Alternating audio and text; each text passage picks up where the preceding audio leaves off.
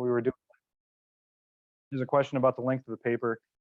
I see that I do have conflicting information here. So this on Canvas in the actual assignment says no fewer than 5 and no more than 15. Well, first of all, just to remind everybody, if you missed it the first couple times I said it, all of this is not a hard requirement. I'm not going to dock you points because you used something other than one of those 3 fonts or something other than those. As long as it's not obnoxious, you don't really have to worry about it. Including page lengths. I include them only because if I don't, then there's going to be some students that are going to panic because they don't know exactly what I'm looking for, and so having some guidelines helps. So it should be, however, as it says in the syllabus, what was it, 3 to 4 pages or 3 to 5 pages? This I accidentally copied from the original incarnation of this assignment, which was much longer and more involved. I just forgot to update the page length there. I mean, if the spirit moves you, you go ahead and spread the word. Yeah, 3 to 5. That's what it says in the syllabus. Or like I said, if you get to 3 and you're not happy with the 3, like if you've got 2.5 and you're happy with the 2.5, submit that because I'd rather read a good 2.5 than 2.5 good pages and then 3 pages of essentially randomly generated garbage.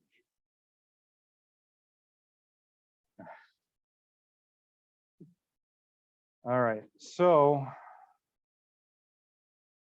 all right, last time we had to pause at kind of an awkward place because I lost track of the time. So we're gonna have to just back up just a little bit here to restore context.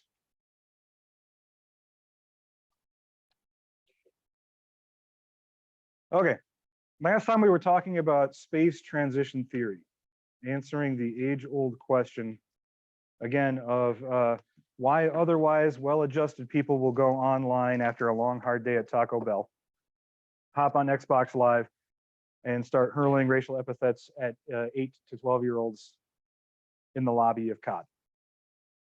And we talked about various different reasons why that might be.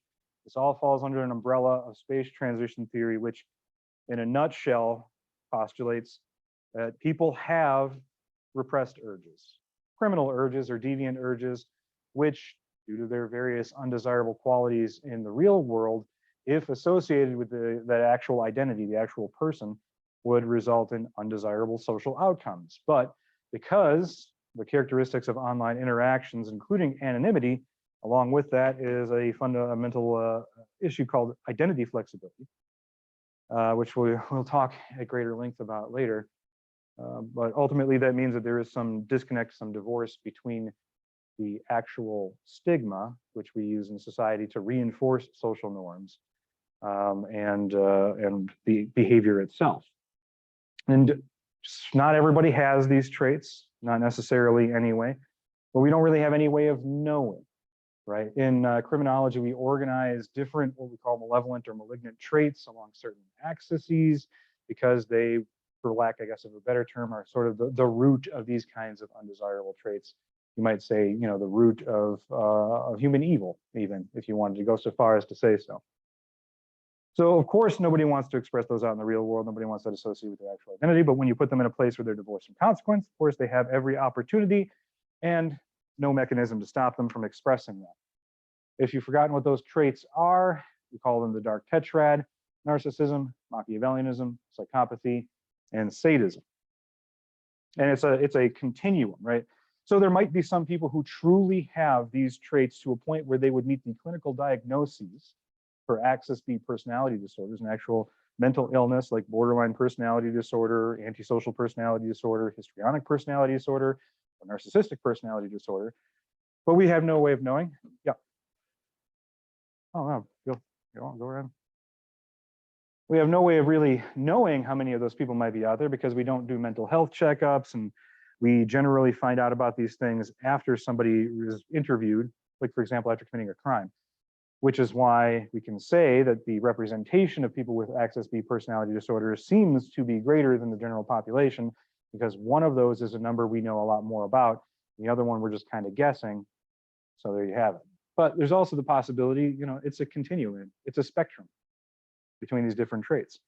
There's probably plenty of people out there that have subclinical traits, not quite enough to meet the diagnostic criteria, even if they did receive such an evaluation from a mental health professional, and yet express these undesirable traits, right?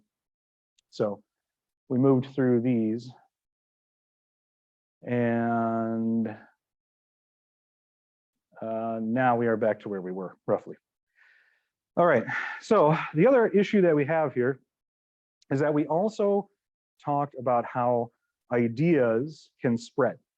Like, the internet is a system for communication, the best system of communication we have yet devised. And along with that came with a decentralization of publishing authority. And anybody can publish anything they want at any time, regardless of how insipid it is or how wrong it is, or how undesirable that speech might be, or the damage it might cause. And so even though it's a continuum, and some people may have more or less of these traits than others, the idea also is that this also gives these people with these traits an opportunity, a platform, to not only have a wide selection of victims that they would not otherwise have, but also to spread their messages to people who otherwise might not have those thoughts, might not indulge in those impulses, right? Maybe they aren't suppressing anything, but they go online, somebody else is doing it, they see that they're getting away with it. This leads to other theories that we'll talk about later on. But what it does do is it creates a climate. Just like ideas can be spread for the greater good, like keeping time, the words that we're using in class, the words I'm using in class right now anyway, these are all ideas that have traveled through hundreds of thousands of years of human evolution to arrive at this point in time and allow me to convey whatever stupid thought I think to all of you. But it also creates a climate. You know, it's chemistry. You get two people together, sometimes you get cherry cola, sometimes you get TNT. But the climate does what's known as a reciprocal determinism system. And what that is essentially a way of describing a concept you may be familiar with. If you've taken a psych class before, you've no doubt heard about the battle between nature and nurture, and which of those component pieces of us, our identity, where do they originate from? What makes us us? Is it how we're born, what we're born with, or is it where we come from? Well, that answer, known long ago now, is it's a bit of both. That's what reciprocal determinism describes. The person's behavior affects their environment, environment affects behavior, and so on and so forth in a reciprocating fashion, an iterative process even.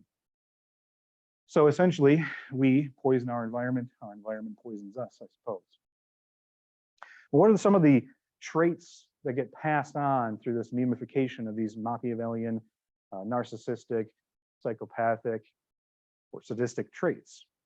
Well, we see them all the time, we just don't necessarily notice them because it's not necessarily in our face, it's not necessarily something that's broadcast, it's just the way that things are, the feeling, the zeitgeist, if you will, of society. So for example, we experience on a daily basis, without even thinking about it, what's known as everyday or casual violence. Essentially a pervasive, constant fear that violence could be visited upon us at any moment. Now, people who identify with a female gender identity tend to experience this more simply because the way genders are socialized in the United States and much of the rest of the world, they're often seen as weaker targets, which means that offenders seeking a suitable victim or looking for low-hanging fruit are more likely to pick targets that they perceive as being weaker, especially for violent crime. The last thing you want if you're a motivated offender in search of an easy target is someone who is more likely than not to fight back, whether they feel more capable of it or they just feel some other social gender pressure to fight back, and so on and so forth. This is expressed as a fear of predation. This is why online spaces tend to feel less safe for everyone else. Even places where violence is completely virtual, nobody wants to be in a place like that. We also experience what's known as casual apathy or everyday apathy. Now, this is the converse of that. This is experienced more by people who identify with a male gender identity. Or I should say masculine gender identity, however you want to term it. The idea is that it's a general pervasive feeling that you're alone, you're isolated, nobody cares, right? You matter less than other people. Nobody cares if you have a bad day. Nobody cares if you lost your job, so on and so forth. And this is actually meted out in our language. Once again, you see it online all the time, right? Whenever there's epithets being hurled about, those that aren't specifically, for example, aimed at socioeconomic status or ethnic status or something like that, will no doubt be gendered epithets. It's just the language that we use because that's the socialization that we experience, right? So if someone who is perceived as female is not, let's say, deviant, let's say that they're not compliant, let's say that they are a target, right, for some of this casual violence, this casual apathy or casual sadism we'll talk about in a moment, it's no doubt going to be aimed at the social expectations of that gender, just as it is for men, right? Essentially, the worst thing that a woman can be is deviant. The worst thing a man can be is a woman. Think about all of the bad words that you've been called throughout your life. I have no doubt they'll fall into one of those categories. This is also experienced larger society. The internet is a reflection of our larger society because, as we talked about last week, we bring all that shit with us online. Even though we don't have to, even though we didn't need to, we bring it all online. And so you'll see, some kind of trivializing of mental health issues, particularly for men, although women experience their share of that as well. Aiming at people's intellect or their neurotypical or atypical thought patterns, perceived mental health issues, I should say, which is why last week I was careful to tell you, don't go out diagnosing people. We're not qualified to do that. We're not talking about diagnosing people anyway. So if you know somebody who's a little bit weird, don't go saying they have solipsism syndrome, because that's one of the ways that we belittle people, right? But yeah, being seen as disposable or interchangeable, that's casual apathy. And then we got casual or everyday sadism. And this tends to be a great equalizer online, brought in by, again, people who experience a more malevolent or malignant type of sadism that tend to generate or affect an environment with essentially this feeling like it's okay, right? So we just kind of turn a blind eye to things like bullying or cyber stalking or doxing. We say, oh, that's bad, you shouldn't do that, but other people cheer it on. Some people will participate. In the real world, we see that with deliberately marginalizing people. So, to answer that question, why do people go online and hurl racial epithets at 8-year-olds in the Call of Duty lobby? Well, it's one of two things. Either they themselves are experiencing some very profound malignant traits, or they're simply picking up on what other people are doing and engaging in what we call criminal coping. Right? And the reason they do that is because identity flexibility, relative anonymity, but also because there's a lack of deterrence or oversight. You don't necessarily need to connect somebody's behavior with their actual identity anymore in order for there to be stigma. It's easy these days, thanks to identity flexibility, to simply sign up with a new account, change your profile picture, something like that. But these days, we actually have technical controls that can be implemented to restrict that kind of speech, right? The problem that we have here is that there's not really a universal response. It's all dependent on, well, what's the one thing? What's the one thing that all places essentially online have? What is the ban hammer? Where does that come from in any space online? Moderators, volunteers, usually. People who go out of their way to try and reinforce some kind of stability and rule set in an online space. And much is made of moderators, which I won't go into now because, I'm sure you've all heard it before, but exactly. But yeah, moderators, that's what we rely on. It's not as if there's, PC police out there or paid people who go around making sure that that there's no hate speech or that everyone's having a good time, that kind of a thing. It's all volunteer, generally unpaid moderators, all trying to follow rules that are set forth by people who don't generally have to deal with touching the poop, right? And they get away with it because of a conflict of norms and deviance, or what's considered, in real life or online. No doubt, there's a completely different rule set there as well. right? What's acceptable online is not necessarily acceptable in real life. And combine these traits with solipsism syndrome, the idea that people online are generally less real than others, that there's only one consciousness and so on, as we talked about last week. And you run into this, this problem, this safe space for villainy, I guess, if you will. All right, just a reminder there. And that's that. All right, we can move on to what we're going to talk about this week. All right, so this week, and it did it again. This week, what we're going to be doing is we're actually going to be talking about cyber criminals, hacker culture, and so on. But I don't know how this is going to go. I'm going to be honest with you. This is a topic that we have to learn. I think it's an important one. And I constantly struggle with the best way to present this material because this isn't a history class, but we kind of have to talk about history. So you're going to see a lot of slides that are going to have a lot of dates on them. I don't want you to pay attention to those dates. This isn't a history class. I'm not going to ask you which hacker in what year was arrested, you know, what their get was, who they targeted. You're not going to have to answer any of it. Okay, this isn't that kind of course. Don't worry about the details. This is a social science course. We're here to overthink things until they're no longer fun. So what I want you to pay attention to instead is look as we're going through these slides. Listen to the story behind the attacks, all of the events that happened, and think about how they changed over time. Because that's really the goal here. I really want you to learn about where the culture came from and its evolution to modern times. Okay? So let's get started here with the origin of that term. Topic this week is hackers, ancient and modern. Ancient isn't really all that ancient, I suppose, although it predates me. So the term hackers, which now we associate with aviator sunglasses and black hoodies,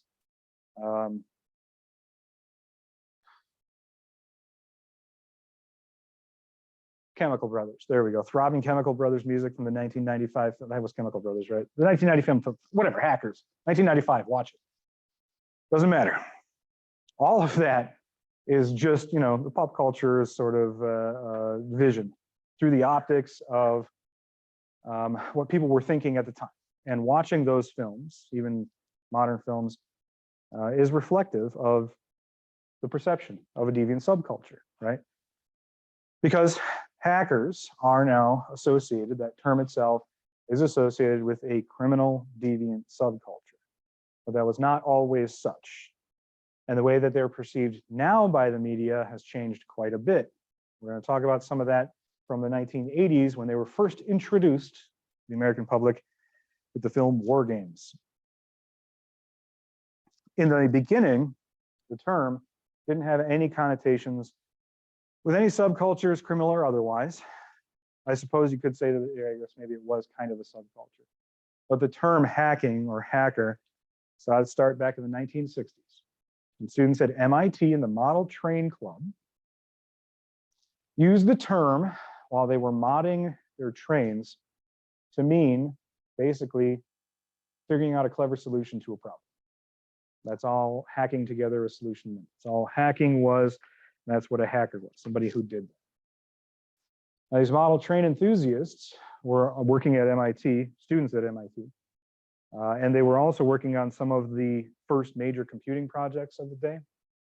And so having computing systems that were basically made up of spaghetti code, duct tape, bubble gum, and so on, eventually they had to apply their model train ingenuity to the early computer programs, which is why now we have personal computers and why we have distributed printing systems and email.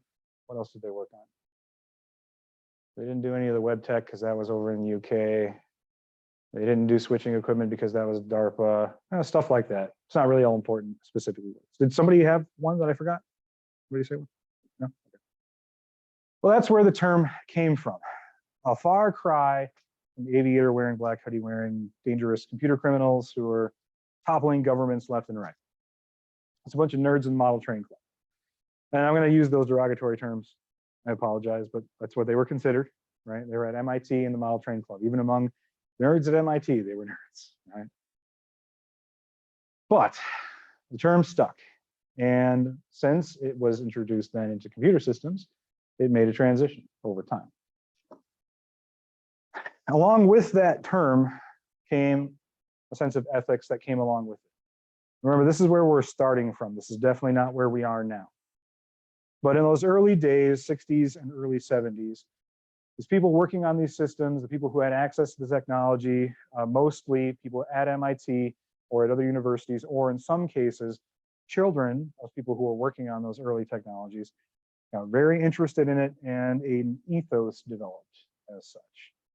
And these ethics are still important in the cybersecurity field, but they're not necessarily associated just with hackers anymore. I would say, however, that if there was to be a mindset to describe a classic hacker ethos, it would be these. And I don't think most people would disagree with them, at least, well, I guess we'll see. The first one, access to computers and anything which might teach you something about the way the world works should be unlimited and total. Always yield to the hands-on imperative. The hands-on imperative is essentially simply to state that it's always better to do something or get a chance to play around with something than it is just to learn about it in a book. Now, there's obviously quite a few that would disagree just with this alone on principle. You know, information is a huge industry these days. Anything that can teach you anything should be unlimited and total. That's pure insanity. The problem with a lot of the dollars going into cybersecurity these days is that they're not going into actual security. They're instead funneled off into what I like to term the corporate training industry. They're siphoning off these dollars out of cybersecurity budgets and promising the moon with some certification or some weekend course that you can take. You spend 8 hours a day sitting in some sweaty ass trailer with a bunch of other people catching COVID. And at the end, they say you're going to be a certified black belt grandmaster in pen testing. It's all bullshit. There's no magic bottle. There's no course or something like that you can take that will automatically make you competent. There just isn't. They can teach you skills. They can teach you tools. They can't teach you to think. And that takes time. There's nothing you can do to get around it. So there are some people who would say, you know, information, unlimited and total. Well, damn. Where am I going to get my money? And the hands-on imperative, that's a difficult one. I do believe in this. I mean, you're all paying tuition to be here, but you didn't have to sit specifically in this room. And I'm certainly not getting paid anything extra for you being here. All right. I'm here sharing my knowledge because I think that we can make you a better cybersecurity professional. But I still believe that it should be unlimited and total. I would do this for free. I do it for free. I would do it for free if I didn't have my mortgage to make. And the hands-on imperative, I do believe in that. That's why as many exercises as possible require you to use specifically the tools and skills that you're learning instead of just regurgitating facts. But that's also a tough sell, right? The hands-on imperative. That's where a lot of those training dollars are going, right? For the newest, best proprietary system. I just got wind of a new training platform over the summer. I played this game called World of Haiku. And it built itself as an educational game. And whenever something builds itself as educational, I said, well, damn, maybe I can use that. So I tried it, didn't care for it. And one of the things I didn't care for about it most is after you get through about 3 hours of play, you get an advertisement for another product called Haiku Pro, which they say is the next step in the training, which of course costs another, you know, I think the game was like $40. Anyway, the Haiku Pro thing costs even more. But what are you paying for? Well, they have a patent right on their page.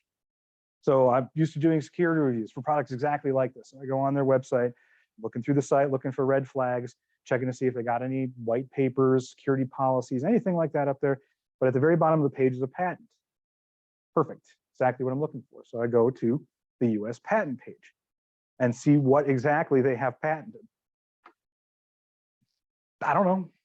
In order to get a patent, you just have to fill out paperwork and have diagrams and basically make a good pitch that it's an original thing. Their original thing was some illusory, what do they call them? Haiku Horizons or something like that. It's a VM farm. You're paying them for access to VMs. But that hands-on imperative is so important, so critical, People will pay for stuff like that, even if they're not exactly getting what they think of, just so that you can actually get some hands-on training. Same thing with all information should be free.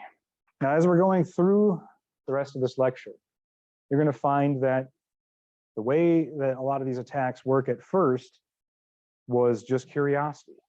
And some of the early dumps, there was no ransom or ulterior motive, no profit motive. It was just to share information, just to get it out there in the public. You don't see that so much anymore.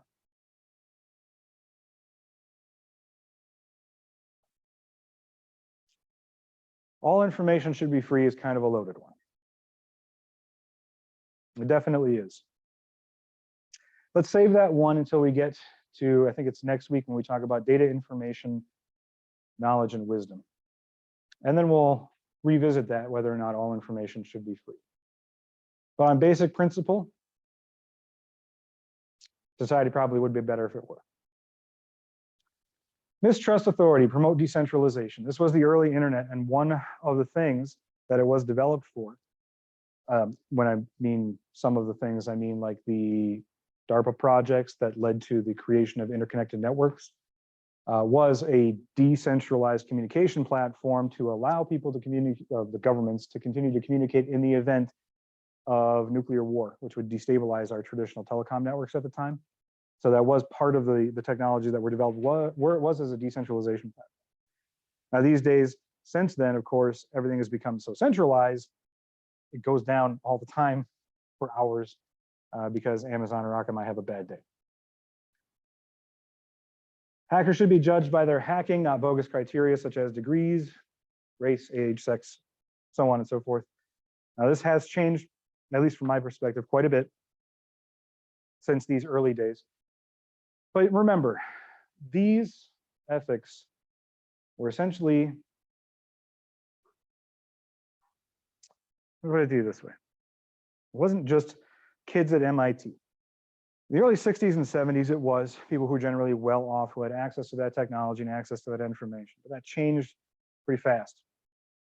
By the time the 80s and 90s rolled around, the technology was more widely available, still generally to kids of, at least middle class status, but still accessible to a wide margin of people within the United States. But it wasn't older generations that were playing with it, that were interested in it. It was generally younger generations. Kids who, well, we'll see in just a moment, we could say had promise, were intelligent, curious, but not necessarily people who fit in with society, right? Marginalized people, again, nerds, right? Who would, after a bad day at school, getting picked on all day, would come home. 80s and 90s, of course, the nuclear family, the great American dream, long since on life support, dying at this point. So both parents are working just to make ends meet. So kids come home from school after being bullied. Latchkey kids come home, throw themselves frozen pizza in the oven, fire up their 386, and go online as a form of escapism, a place where nobody judged them, where the computer didn't stop working because it didn't like them, but because they made a mistake, something they could learn not to do next time. They could write programs and the computer would respond, so on and so forth. So this ethos develops from that. It was a younger generation, 60s, 70s, 80s, and 90s. And it was the original internet before social media and so on. So the idea, the egalitarian idea, that it was a marketplace of ideas where all ideas, regardless of where they come from, could stand on their own merits, was still alive. So you would find, as I said, nerds. But you'd also find other people who wanted to escape as well. In the 80s and 90s, that included a lot of people of color. It included a lot of non-gender conforming people. It included a lot of people who maybe were intelligent enough that they could have gotten degrees, but economics dictated that it wasn't necessarily possible. Or people who had the talent and skills, but for whatever reason, due to their geographic area, ability to transportation issues, and so on, couldn't get positions commensurate with their skills. So we find a lot of these earlier people really did meet that ideal, that they should be judged on what you can do and what you know, not necessarily who you are. All that old identity stuff. How 1950s of you, right? Now, while STEM fields, so in general, if you're not familiar with the statistics on college graduates, currently it's actually been heavily skewing. Less men are going to college, less men are getting degrees. It's about at this institution, institution-wide, about 60-40 women to men who are graduating. In STEM fields, obviously look around the room, not exactly those statistics, but in the field of cybersecurity, that is one place where it has actually held out, where this ideal rather has actually held out. Which isn't to say that there's not, a fair number of assholes in the field. There certainly are, that my share. But you will, if you go to, for example, Black Hat or DEF CON or any other place where hackers still deem to congregate in numbers, and you look at the crowd, and you'll find it's pretty mixed crowd. Something I think that the field should be proud of, because it doesn't matter. Me with a PhD or me with the CISSP is on equal footing with I can have a conversation with anybody. We're all on equal, talk the same language. Next, you can create art and beauty on a computer, which these days is probably the least controversial opinion that one could possibly have, since all art these days is generated on a computer one way or another. But there was a time when that was actually a big deal, where people would disagree with that. That was a genuinely at one point a controversial statement. And last, computers can change your life for the better, because again, at one point, again, non-controversial statement these days, but back in those days, people saw it as little more than a toy, especially since kids were playing with it. And then for a while, it was seen just as a social evil. Again, if you go back to what Plato said, kids these days, they won't have to learn anything. If they forget anything, they can just go look it up. They don't have to memorize stuff. Talking about books, well, you can basically repeat that same speech for any technology. It's going to make everyone lazy. This is the downfall of our civilization. Western society, as we know, will collapse. So this all comes from then, and keep these in mind, because you're going to see how much that changes over time. There is also one other thing that I would like to address before we slip into the time stream. You also have to keep in mind that there were significant political and social movements in the 60s, 70s, 80s, and 90s, particularly where it came to free sharing of information. There were significant efforts, and I know that these days we consider most efforts to curb access to certain information as being led by conservative politicians and so on, with book bans and whatnot. But if you look back in history, all you have to do is flip-flop every decade or so. You'll find that regardless of which political aisle we're talking about here, essentially wanting to control information, restrict information, is a non-political party issue. It's just an American issue. Because throughout the 60s, 70s, 80s, and 90s, politicians on both sides would fight hard against what they saw as being degeneracy, especially on the burgeoning internet. And while they were 100% right, the internet is a terrible place, don't ever go there. Still, the way that it was fought was seen as a battle for the very soul of a generation at one point. So while fighting against degeneracies such as piracy, porn, violent video games, and so on, truly it being a political movement, well, the real profit much of the time, sorry, the real motivator much of the time was profits rather than actual concern. But as we'll talk about when we get to our unit on obscenity, generally speaking, the best way to regulate that kind of thing is, well, the only way really to regulate that kind of thing is using laws of social control where it comes to children. And so despite best efforts in the 60s, 70s, 80s, and 90s to curb access to information, there was always a way around it. And the most that stuck are what we still see around these days, such as movie ratings and parental content stickers and ESRB and so on and so forth. But this political firestorm, I suppose, for lack of a better term, I guess, at the top of my head here, this is where we actually begin to see the delineation in what would become known as the black hat, gray hat, and white hat dichotomy. From these social movements that was essentially pushing information this way and that, And eventually, society realizing that computers weren't going to go away.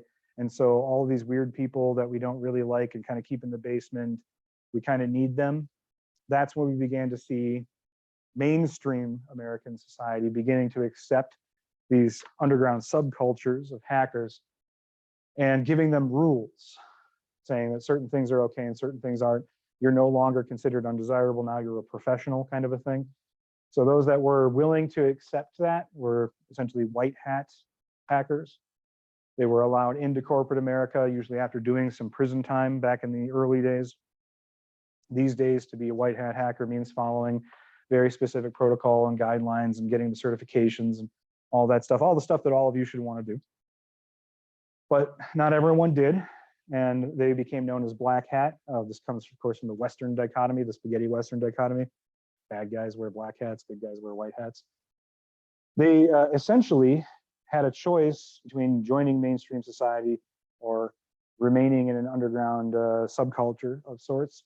But that subculture, because it went legit, everyone who didn't was sucked into criminal deviant subculture, because what they were doing was no longer within the prescribed rules and regulations that society deemed as acceptable.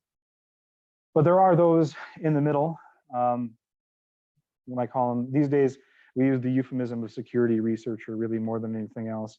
I don't know of anyone actually in the industry who will say black hat, white hat, unless you're talking about black hat at the conference. You should understand the terms because they are ubiquitous. So those that played in legal gray areas, of course, were known as gray hat hackers. So security researchers is the euphemism that we generally use these days.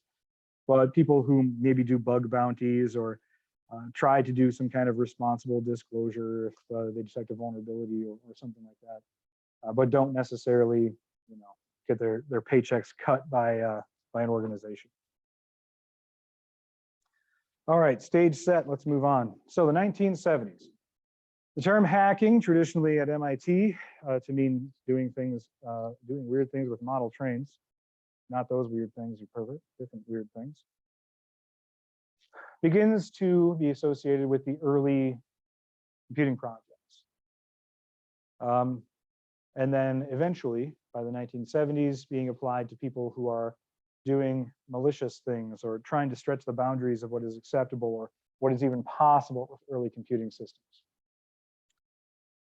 Now, computing systems, as we know them today, were not particularly common back then. As a matter of fact, the largest telecommunications network upon which these computer systems rested was analog phone systems, telecom systems. But those were also manipulable, even if they weren't digital, and gave rise to some of the early malicious meddling known as phone phreaking. So this is in the old days, let's see, these phone systems aren't even around anymore, so this isn't particularly important. But I covered this when I taught 255 or 225 last semester. I briefly covered the old PBX systems, and it was like, I don't know, talking about the dinosaurs or something. So I'm not going to get into how exactly they work, but essentially, the old analog phone systems were literally wires either on telephone poles or buried underground. A line would be run into each house. All of those would be connected to junction stations, PBX systems, right? So there would be automated switching equipment that would literally make connections as you go, which is why long distance calls used to be such a big deal, because if you're making a long distance call, there's more actual physical infrastructure between you as the call's originating point and your destination that actually physically had to be connected. Now, in the very early days of analog phone systems, we had phone operators who would physically unplug something and make a connection. That system didn't change much. It just became automated. Robots that would actually make connections for you, or switches that would automatically switch, like railroad track junctions, right? Switching equipment would change streams. Those automated systems, although the analog phone system itself was indeed analog, the system was automated, and so it could be tricked. Phone phreaking was the term for essentially tricking the phone system into connecting calls even when a payment hadn't been made. Because back then, if you had a landline, you either paid by the minute on a phone bill, so your usage was monitored by the phone company, and At the end of the month, you'd receive a bill for all of the connections, all of the services that they made. Or at a payphone, you had to literally drop in enough money for the phone company to finish connecting the call. They would calculate the distance and their usage rates and everything, and then they would tell you to insert $10.50 for the first 5 minutes or something. These automated systems, because it was an analog system, we couldn't send packets of information out to be interpreted by some controller system or something down the line. The automated system instead would listen for tones over the line. So you drop in a quarter and you'd hear a pulse in the receiver. You'd actually hear it. So you'd hear a pulse that the automated system could also hear, and it would know you've dropped in 1/4, so on and so forth, till eventually you reach the required amount, and it would know to go. But because it was an analog system that relied on those tones, people figured out that you can just build things or find things that make those specific tones, and you could just trick the phone system into thinking you had dropped in some money when you hadn't. That's phone freaking. And what you can kind of see in the background, exactly what they look like. This is known as a blue box. Simple speaker, that's a keypad with tone generators. As I said, you didn't have to make something, though. You could find something. And one of the early people in the phone freaking scene, known as Captain Crunch, aka John Draper, so called because he learned that a toy whistle inside Captain Crunch generated a 2600 hertz signal, which was the same high-pitched tone that the AT&T long-distance system was listening for. 2600 became sort of synonymous as a symbol, as an icon among the early phone freakers, and actually remains to this day. There are still news zines out there, 2600. There's cons out there, 2600, and so on. And so yeah, he figured that out and started building out blue boxes, which we saw in the last slide, that would make those tones. Became so popular that even Esquire magazine published how to make them, something that they simply couldn't get away with these days. And some of the early pioneers in computing, Steve Jobs, Steve Wozniak, founders of Apple Computers, got their start swindling the phone companies. So they were students at, I think it was UC Berkeley. I'm pretty sure it was UC Berkeley. Anyway, they were students out there and they started making these blue boxes out of their garage, started selling them on campus. And then eventually, when computers and computer components became a little more accessible, they could get their greedy little paws on those. They started assembling them into computers, and then blue boxing was outlawed, and they started making more money off computers anyway. And that's where iPhones come from.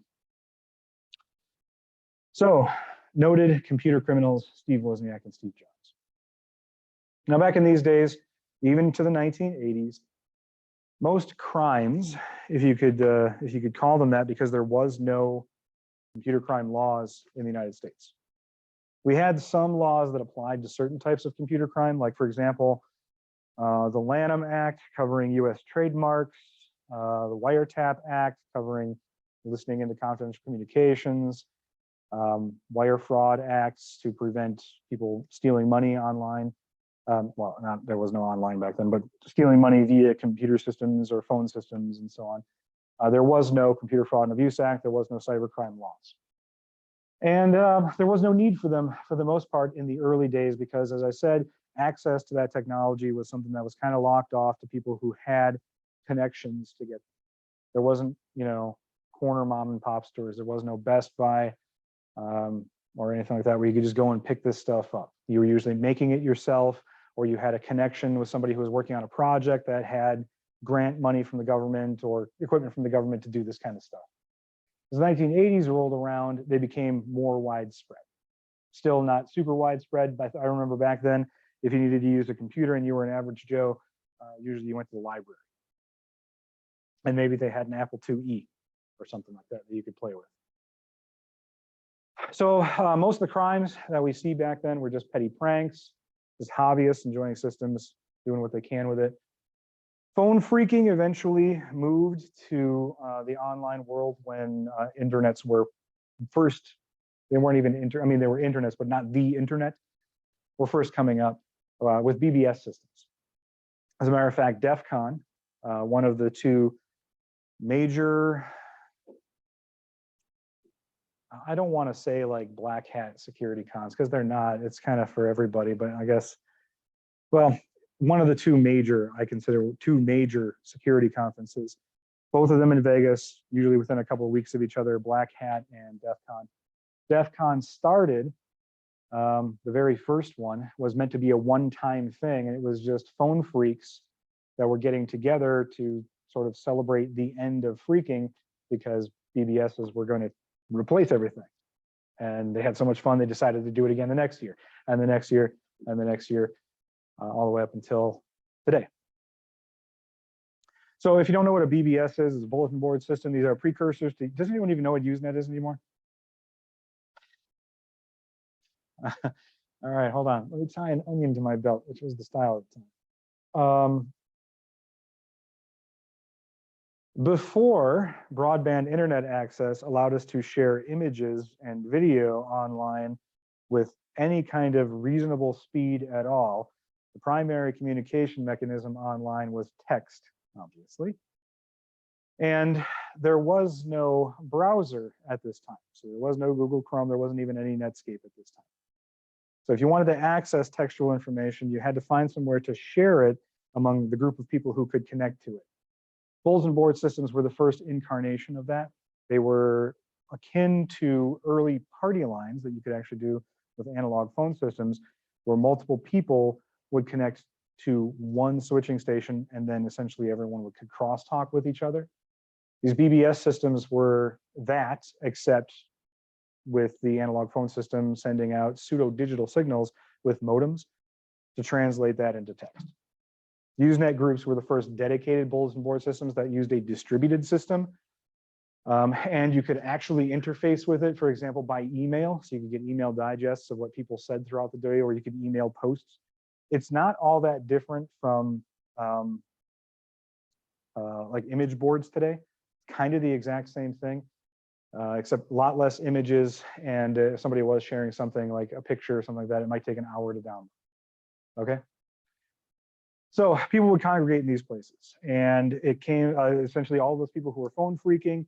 They found a place to congregate with other people who are like-minded, share information. And what did we talk about last week? When you have people who are engaging in deviant behavior, congregating, what you get is social bonding, and subcultures develop. So all these individuals who previously were isolated essentially now had an opportunity in the early 80s to really get together, form friendships, form bonds. And the birth of the hacker subculture really comes out of these early days.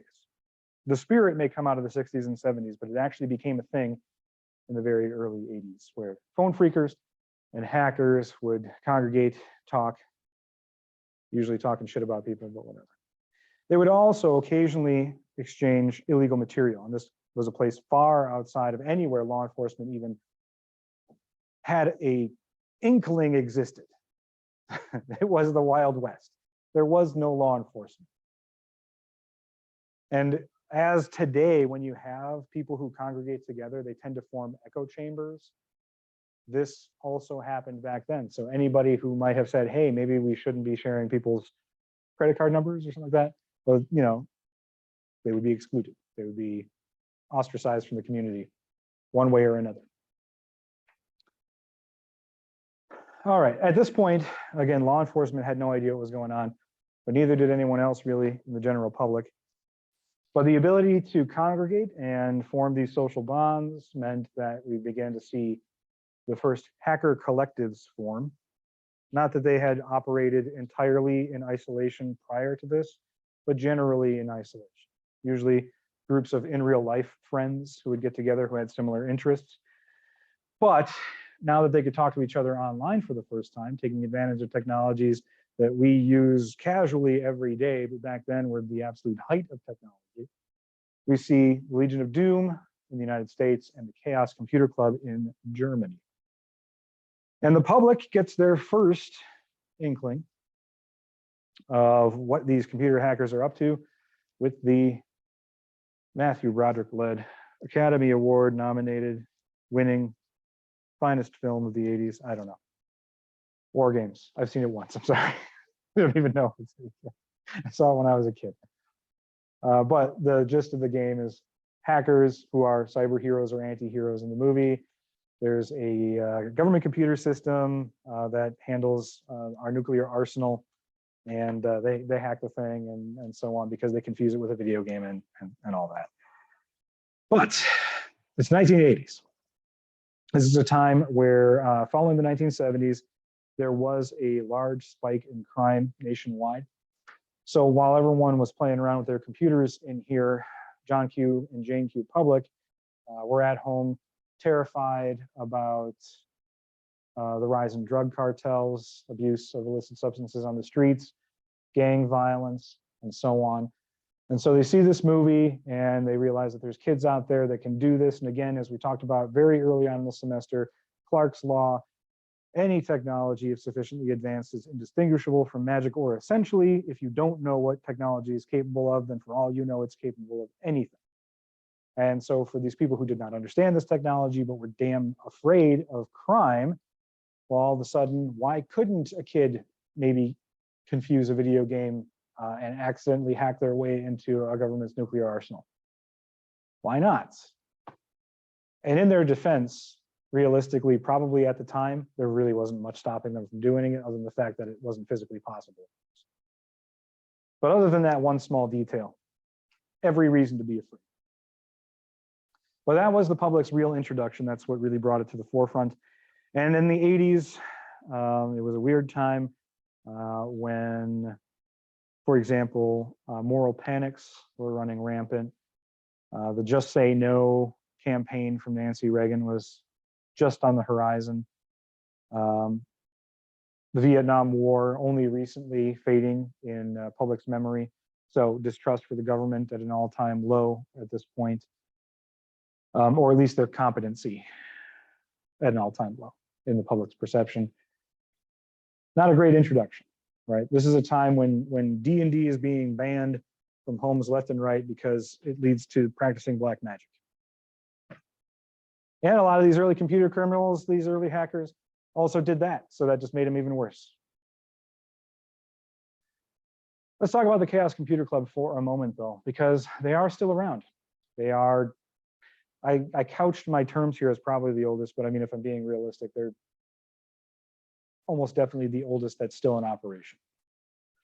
So this was 1981, a small group of Germans. And at the time, 1981, if you've forgotten your Cold War history, 1981, the Cold War is still on, which means that Germany is split in two between East and West. The Chaos Computer Club, ostensibly based in West Germany, quickly branched out in places they ought not have, according to the United States, by reaching under, over, and through the Berlin Wall to work with operatives over in the East. At times, even exchanging information in ways that our foreign policy simply did not allow for at the time, making them, paradoxically, our best assets in West Germany and also our least trustworthy assets in West Germany. Again, it was a weird time. But while the actual involvement of the Chaos Computer Club in certain clandestine operations over there behind the Iron Curtain are probably things that we will never truly fully understand or appreciate, they did gain notoriety with one of their initial attacks when they essentially reached across the Iron Curtain in order to hack the Deutsche Bundespost and ransomed information back to them for 134,000 Deutschmarks, which they then returned the next day. They essentially were doing this as a way just to prove, again, 1981, to prove that you can build a concrete wall right down the middle of the city. You could have soldiers out there. You could even have secret police. At the end of the day, there's a revolution on the horizon. And it wasn't being led by the governments, it was being led by kids and their computers. All right, so 1983 War Games is already out, right? And wouldn't you know it, as soon as the public goes up in arms about kids and their video games with hacking and whatnot, we start seeing some arrests. So 6 teenagers, known as the 414 gang, after the area code to which they are traced. Anyone know where that is? That's Milwaukee, that's right. So essentially, they go out and they arrest these 6 teenagers for hacking into some 60 computers, keeping in mind that as far as the actual destructive nature of their attack, it wasn't very. It was more that they were accessing systems they shouldn't have. But again, this is still before the Computer Fraud and Abuse Act. The Hacker magazine 2600 begins publication in 1983. It is still around. 2600 again, from the Signal of the old phone freaking days. Yep, so still around. If you want to look it up, I do recommend. All right, 414s. Let's get Neil Patrick, the amazing 80s hair up there. So you can see the kind of equipment that they were working with. And this is obviously staged for Newsweek, but this would be considered staged cutting edge technology for the early 1980s. So the 414s, a group of IRL friends aged 16 to 22 that met in the Explorer Scouts, which I'm guessing the urban equivalent to the Boy Scouts. I don't even know. I've never heard of them. Anyway, yeah, taking their name from the area code of Milwaukee because that's where they were all from. All right, so this is approximately 10 years after personal computers were even glint in the eye of manufacturers anywhere.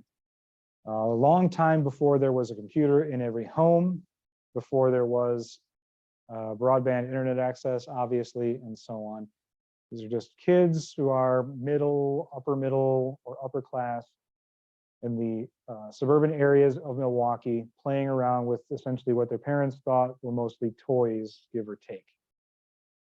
Inexpensive, personal computers, inexpensive for the time. Of course, that's a calculator these days. Analog modems, you can see right there. And none of their attacks that they were busted for, 6 of them for hacking into more than 60 computer systems, there was nothing destructive about it. They were taking advantage of the fact that computer systems were being connected to the early fledgling internet with no security at all in place. There was no cybersecurity professional back then. There was nobody to say, hey, maybe ABC123 isn't a great password for the system for remote access. Maybe we should pick something better. So what they would actually do is they would occasionally go dumpster diving at universities, looking for technical specification manuals for these computer systems. And as they do today, if anyone's ever done an implementation for a system, you know that right there in the documentation somewhere it will say the default credentials are user admin password. Be sure to change this after you get this up and running, and nobody ever changes it. Well, that's what they were doing. So still a problem today, and that's exactly what they were doing back then. Their motive, as Gerald Wandra, who was 22 at the time, among the oldest who were arrested, when the FBI moved in on him in West Allis, he said, "We're just curious. We're just having fun." That was their motive. Curiosity. That was their crime. Curiosity. All right, 1986. Finally, 3 years after those arrests are made, and I've given you the. I'm not being comprehensive here. This is again not a history class. Just trying to show the evolution of this over time. So there's several more arrests in there we're not going to talk about. But 1986, Reagan is president, and America is so afraid of crime, and he's so desperate to restore the average American's faith in the government that there are competent experts, which I know Reagan incompetency, that's kind of a funny thought, but that's what his platform was about. The government had made mistakes, not that they were acknowledging any of those mistakes, nor would they ever, but Reagan campaigned essentially being tough on crime.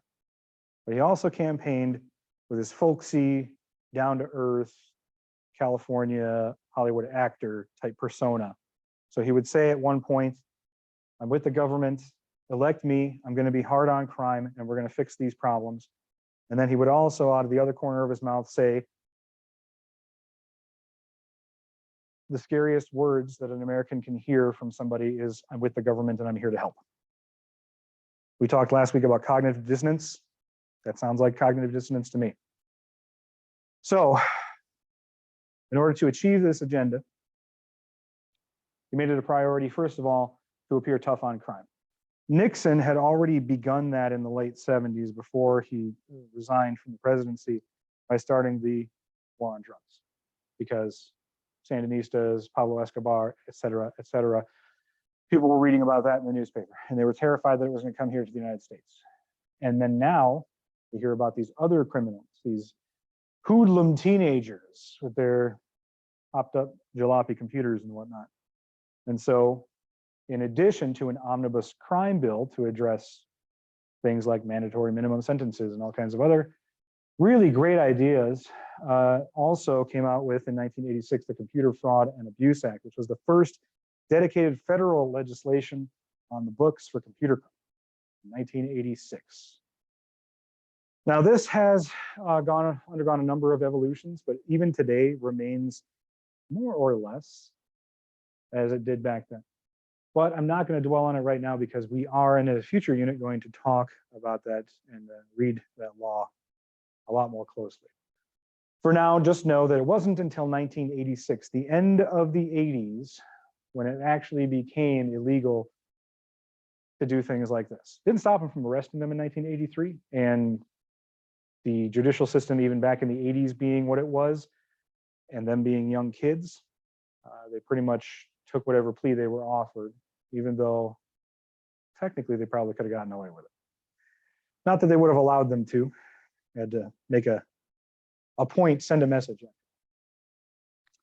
The first real person, there were some arrests and some people prosecuted under the Computer Fraud and Abuse Act between 86 and 88. But 1988 was another opportunity for the government to send a message and make an example out of somebody. And this case is the one where they finally said, hey, you kids with your damn 9600 baud modems, knock it off. When Robert Morris Jr., who was part of this early group, who was from the upper crust, knew somebody who had access to this technology. You could call him an early adopter. He himself, a graduate student at Cornell University, at a time when, again, the fledgling internet, being networks of networks, was first coming out, wanted to see if on this early incarnation of the internet, known as ARPANET, how far he could get code to go, self-replicating code to go. He is pure curiosity. Didn't intend on breaking anything necessarily. He just wanted to see. Well, it turns out pretty far, because there was no security, right? So 6,000 network computers, which at the time was about 40% of the internet, known as the Morris worm. He was arrested and prosecuted for that, and that's the message that was being sent. Essentially, the government saying that all of these shenanigans, they stop right now. No matter who you are or who you know, you're going to get prosecuted for this.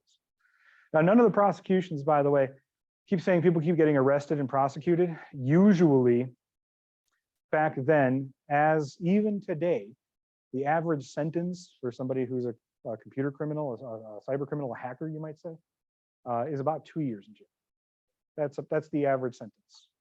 And then some fine, but fine is usually tied to restitution more than anything else, so it depends on how much damage was done by it. All right, which brings us to the end of the 80s. A hacker who calls himself the Mentor is arrested. Now, this year in CIS 226, the introductory cybersecurity course, I'm having students read the manifesto. But since not everyone here took that, or took it before I decided to make it mandatory, it is here on Canvas. Pop out. So, he was arrested in 1986, just as the Computer Fraud and Abuse Act was being debated on the House floor, but not prosecuted until afterwards. So he was not, to be clear, he was not prosecuted under the Computer Fraud and Abuse Act. because the Constitution of the United States prevents ex post facto laws, which means you can't be prosecuted for a crime that you committed before a law was passed. But he was alive and being prosecuted during that time and was there to witness intimately within the legal system what all of this meant. So you don't have to read all of this, but I do want to highlight it because for many, it typified almost the feeling of the generation of these early days. All of these kids, essentially, as I said, who didn't quite fit in, who retreated into a world, an escapist world of technology, where they did fit in, or at least felt like they belonged. A concept in psychology known as flow. A place or a thing, an activity, where one might say all feels right with the world. A place that feels safe. As I said at the very first class here, at a top level, if you look at Maslow's hierarchy of needs, of course, you have food, you have water, you have all that stuff. And you go higher up the tree and you get to things like security, more abstract concepts. But ultimately, even if we go beyond that, once all needs are met, what do we all want really? And it doesn't matter who you are or where you're from. We all kind of want the same things no matter what, right? We all want to belong. We all want to feel respected. We all want to be valued. You know, we all want to be loved, right? That's flow. You don't get it everywhere. And for these kids, this is where they found it. But they found that what they were experiencing was not necessarily valued by society. So what does the mentor say? Another one got caught today. It's all over the papers. Teenager arrested in computer crime scandal. Hacker arrested after bank tampering. Damn kids, they're all alike. Damn underachiever, they're all alike. In junior high school, I've listened to my teachers explain for the 15th time how to reduce a fraction. I understand it. No, Mrs. Smith, I didn't show my work. I did it in my head. He probably copied it. They're all alike. All he does is play games. They're all alike, and so on and so on. Talks about being spoon-fed baby food at school. Yearning for more. A chance to be challenged, to not live somewhere dominated by sadists or ignored by the apathetic. This is 1986. These feelings are more or less universal. Everyone can relate to these feelings. These early days were curious people, maybe even gifted people, not challenged by society, not accepted by any cultural institutions. We looked at Maslow's hierarchy of needs last week. There's cultural goals, cultural means, or institutional means. Now, these kids in these early days, they had skills, they had knowledge that weren't valued by society. So even if they accepted the cultural goals, they had no means available to satisfy. And so what do you get when that happens? Well, we looked at it last week. What you end up with is somebody who adopts new cultural goals, new means. You end up with a criminal. Or as he said, my crime is that of curiosity. And this is my manifesto. You may stop this individual, but you cannot stop us all. And that's why the Hacker's Manifesto was so important at the time and also kind of irrelevant today. Because while this ethos is still around, there is an undercurrent of it among certain people. As I said, if not in this class, then in one of the other ones, probably CIS 226, now that I think of it, this is not alive among computer criminals these days. Where is this alive? Out here. All of you. You're here because you chose to be. You're here because you're curious, because you have skills, or you want skills, because you think you can make a difference, because you believe in at least some of what I've been talking about. That is where you find that these days, right here. It's why I'm here too. But back then, it was only there because society didn't value these skills, didn't value that mentality. It sure does now. Not as much as it should, but it sure does now. So what happened then? If it's not alive and well in criminal subcultures these days, what has it been replaced with? Well, we're getting there. Don't get ahead of me. All right, the 1990s. At this point, we still have plenty of those old stripe, you might say, computer criminals. But something happened in the 90s. Business. Business happened. The very first thing sold over the internet, unofficially, was drugs.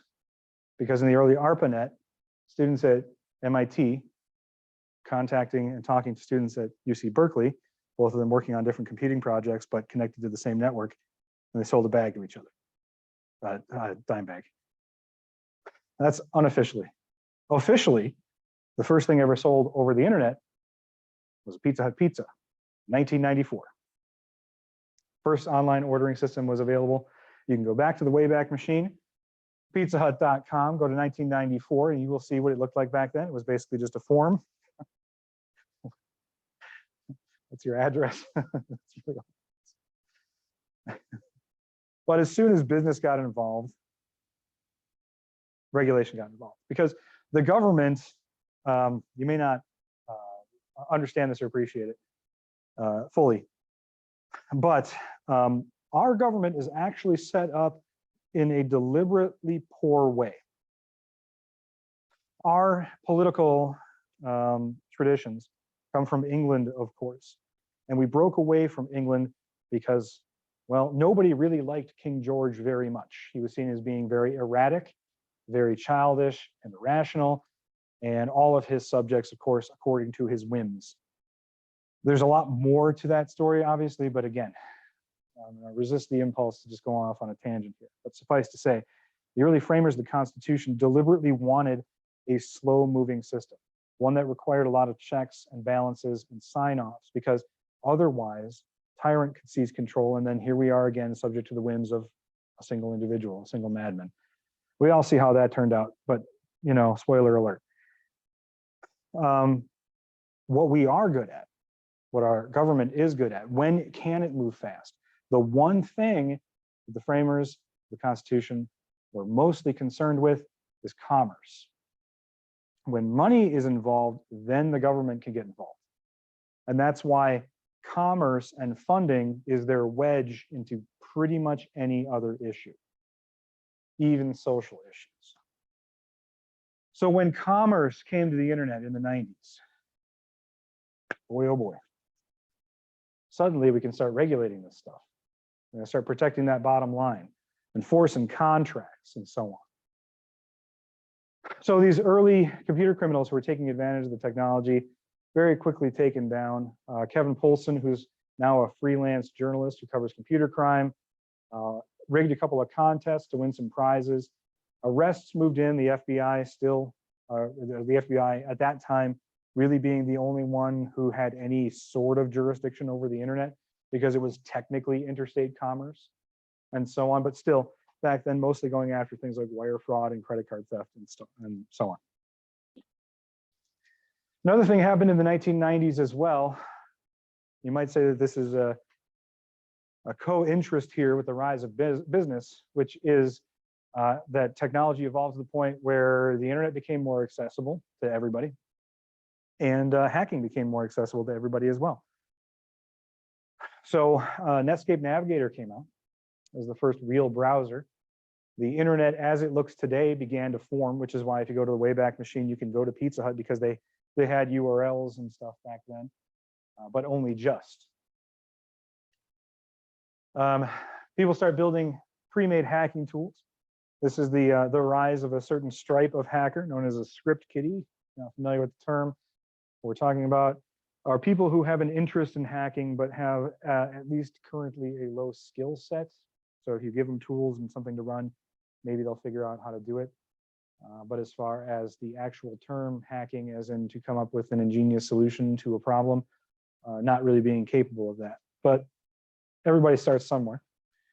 But this also made a hacking modular sort of process, which meant that there was more people out there doing it, because all they had to do is run Well, it wasn't around back then, but the sort of definitive script kiddie tool for the longest time was a pair of tools, low orbit ion cannon and high orbit ion cannon, which were about as easy as can be. They're just DOS or DDoS tools, where you boot up the program and then you enter your target IP and then click a button and it makes a cool noise and something else happens in the background and then it's done for you. So they didn't have that back then, but stuff like that, stuff that was just really easy right out of the box, just ran. But that also brought more attention to it as well.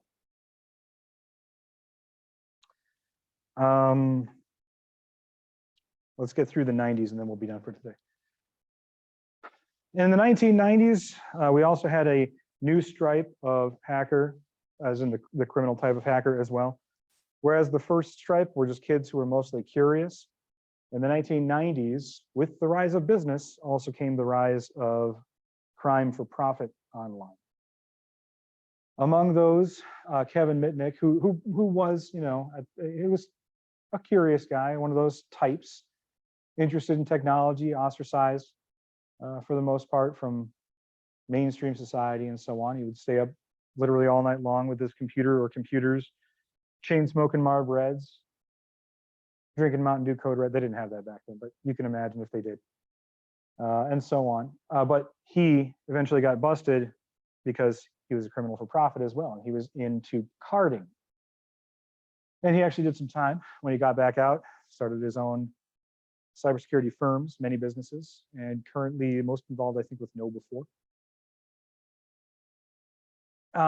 AOL, the biggest internet service provider at the time, this is the 90s, a package for attacking AOL came out called AOL. It distributed almost as much as AOL online free trial disks. Hundreds of thousands of AOL users were flooded with multi-megabyte mail bombs, spam bots in the chat rooms, and so on. I know it seems kind of silly now, but in the 1990s, in 1997, this AOL amounted to, for the people who were actually able to use the internet back then, as basically the entire internet going down for a couple of months. It didn't take much. There was not a lot of scale. It was a very small pond. If you dropped a brick in it, it would make waves. By the late 90s, everyone waiting with bated breath for the Matrix to be released. We began to see more hacking collectives coming together. Cult of the Dead Cow released a Trojan program, Back Orifice, the first rat. They tried to be responsible, decided to release it at DEF CON, which back then, I can understand why they thought that way. There wasn't anywhere to release this kind of information. There wasn't anywhere to responsibly share it. There were no cybersecurity professionals at organizations. There was no Krebs on security. You could contact a newspaper or publish it yourself online, but this is before search engines, so nobody would probably see it unless you ended up on a good link ring or something like that. So they tried to be responsible and release it at DEF CON, but that was the equivalent these days of just putting it on Pastebin. So that didn't go super well. This is also during the Persian Gulf War, and this is where we first begin to see cyber warfare being conducted. At this time, the burgeoning internet still no one knew how to monetize this thing. We had this thing. All right, I got a couple minutes. Screw the 90s, I'm gonna go off on a rant. All right, we had the internet, we had this thing.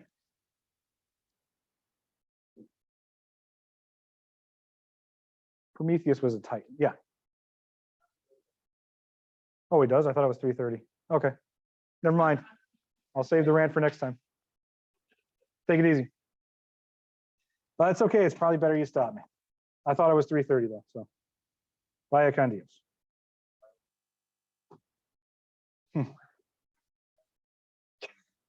I'll take it that way, thank you.